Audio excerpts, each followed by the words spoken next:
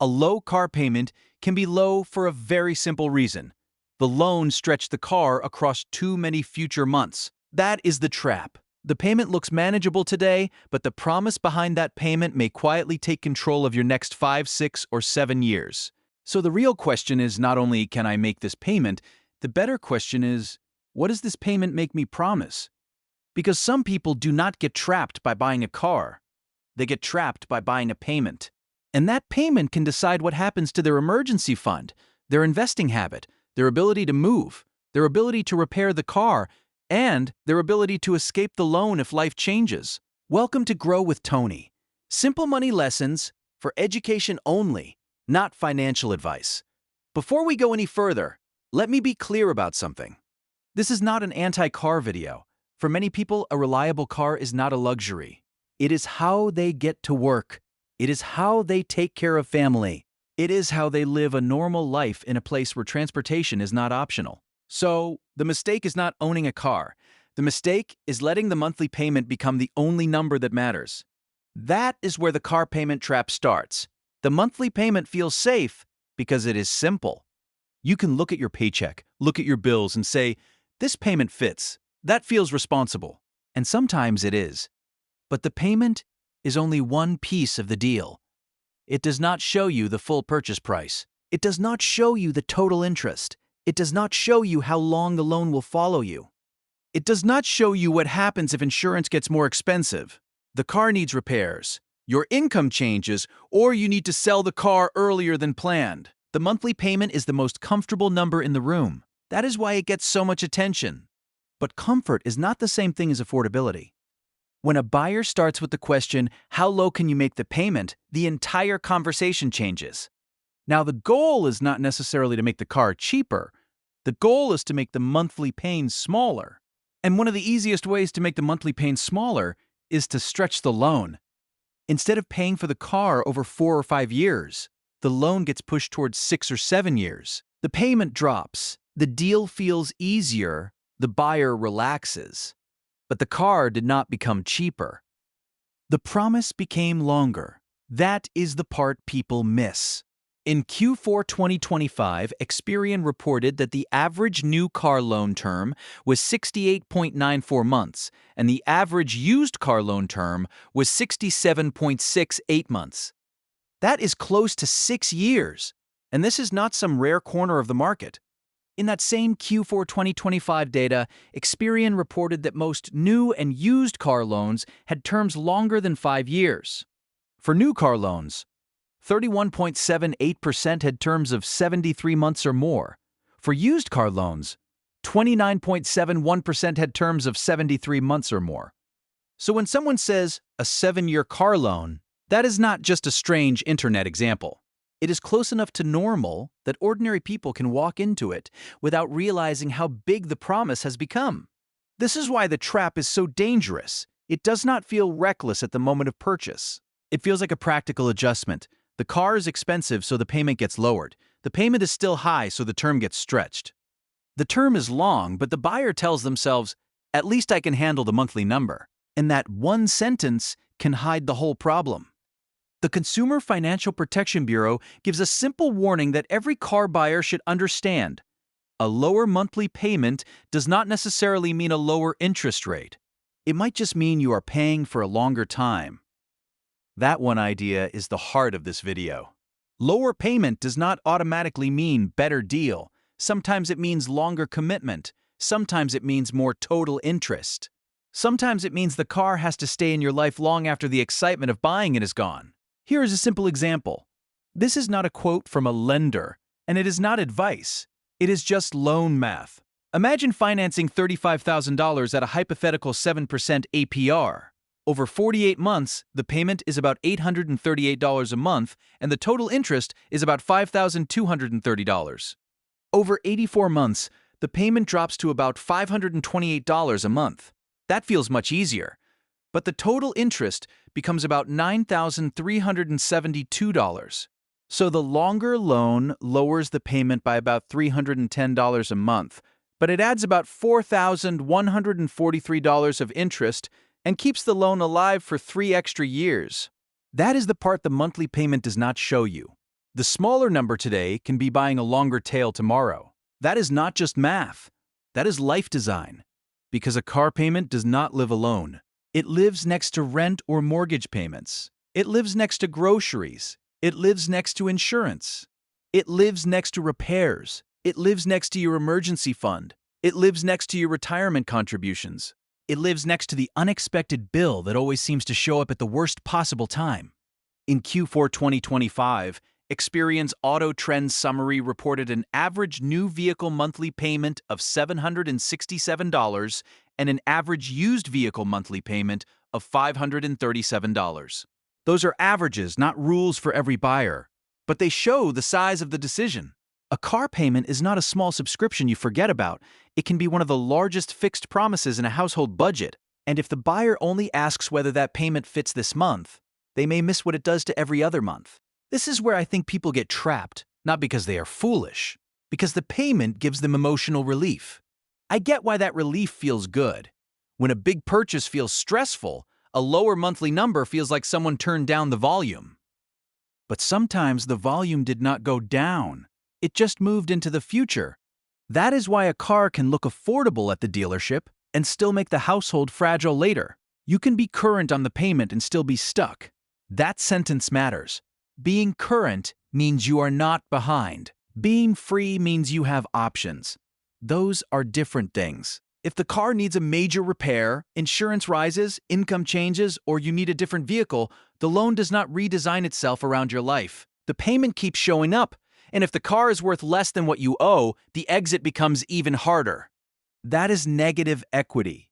Negative equity means you owe more on the vehicle than the vehicle is worth. If you want to trade or sell, the math may not be clean. The old debt can follow you. In CFPB Auto Finance pilot data, loans that included negative equity had mean negative equity amounts of $5,073 for new vehicle financing and $3,284 for used vehicle financing. That does not mean every buyer has that problem. And it does not mean the pilot data represents the entire market. But it shows why the issue matters. If old car debt gets rolled into the next payment may not only be paying for the next car, it may also be paying for the last car. That is how one car decision can become a chain. The buyer wants a clean restart, but the unpaid balance comes along for the ride. This is why the car payment trap is not just about interest. Interest is part of it. Term length is part of it. Depreciation is part of it. But the deeper cost is flexibility. The car is not what traps you. The payment structure is what traps your future choices. Once you see it that way, the whole decision changes. You stop asking only, can I make the payment? You start asking, what else does this payment prevent? Does it prevent me from building an emergency fund? Does it prevent me from investing consistently? Does it prevent me from handling repairs without credit card debt? Does it prevent me from changing jobs, moving, or taking a lower stress option? Does it make one unexpected bill feel like a crisis? This is where the real affordability test begins. A car should solve a transportation problem without becoming the main character in your financial life. That is my practical rule. If the only way the deal works is by stretching the loan far into the future, the car may be choosing too much of your future for you. I am not saying nobody should ever use a longer loan. Real life is messy. People have jobs, kids, commutes, medical needs, and situations that do not fit clean internet rules. But if a long term is being used to make an unaffordable car feel affordable, that is a warning sign. The payment is not solving the problem, it is disguising the problem. So before signing for a car, I would run 5 tests. First, the amount finance test. Ask, what am I actually borrowing? Not just the sticker price. Not just the payment, the full amount financed after down payment, trade-in, taxes, fees, add-ons, and any old debt. If that number surprises you, pause. Second, the term length test. Ask, how many future months am I promising? Would this car still make sense if I had to use a shorter term? If the answer is no, the payment may be doing too much magic. Third, the total interest test. Ask, what does the lower payment cost me over the full life of the loan? The CFPB recommends comparing monthly payment, total interest cost, and total cost over the life of the loan for a reason. The monthly number is not enough. Fourth, The exit risk test. Ask, what happens if I need to sell, move, repair, replace, or change vehicles before the loan ends? A loan can feel fine when everything goes according to plan. But personal finance is not only about best-case plans. It is about surviving normal life. Fifth, the budget margin test. Ask, after the payment, insurance, maintenance, fuel, repairs, and registration, can I still build an emergency fund and invest consistently? If the car payment fits only because every other goal gets pushed aside, the car is not fitting. It is crowding out the rest of your life. These 5 tests are not complicated. Amount financed, term length, total interest, exit risk, budget margin. That is the real car affordability test, not just what is the payment. Notice what those 5 tests do. They slow the decision down. They force the car to compete against the rest of your real life. That matters because a monthly payment can make a big decision feel small. It turns a $30,000, $40,000, or $50,000 commitment into one number that feels easier to swallow. But your future does not experience the car as one number. Your future experiences every payment, every insurance bill, every repair, every month. You cannot redirect that money somewhere else. That is why the better question is not, can I survive the payment? It is, can my financial life still move while I carry this payment? The payment is the doorway. The full promise is the house, and you should not walk through the doorway without looking at the house. Now, here is what not to do. Do not judge a car only by whether this month's payment fits. That is like judging a mortgage by the first payment and ignoring the next 359. Do not roll old car debt into a new car casually. Sometimes people feel like they are escaping the old car, but they are actually bringing the old car's debt with them. Do not accept a very long term just because it makes the payment feel comfortable. Comfort today can become pressure later. And do not forget that the car loan is not the full cost of owning the car. Insurance exists, maintenance exists, repairs exist, fuel exists, registration exists. And the older the car gets, the more those costs can matter. This is why the best car decision is not always the cheapest possible car or the shortest possible loan. The best decision is the one that gives you reliable transportation without taking away too much financial breathing room. That breathing room matters more than people think. It is what lets you handle a surprise. It is what lets you keep investing. It is what lets you avoid turning every repair into credit card debt. It is what lets you make decisions from strength instead of panic. A car can help your life, but a stretched payment can quietly control your life. So before signing, ask yourself one uncomfortable question. Am I buying transportation, or am I buying a payment I cannot easily escape? If the answer is transportation, and the total cost, term, exit risk, and budget margin all make sense, that is a much stronger decision. But if the answer is really, I found a payment that lets me ignore the full cost, slow down. That is where the trap lives. Not in the car, not in the need to drive. In the payment structure that makes a too expensive decision feel normal, and once you can see that, you are much harder to trap. So here is the question for the comments.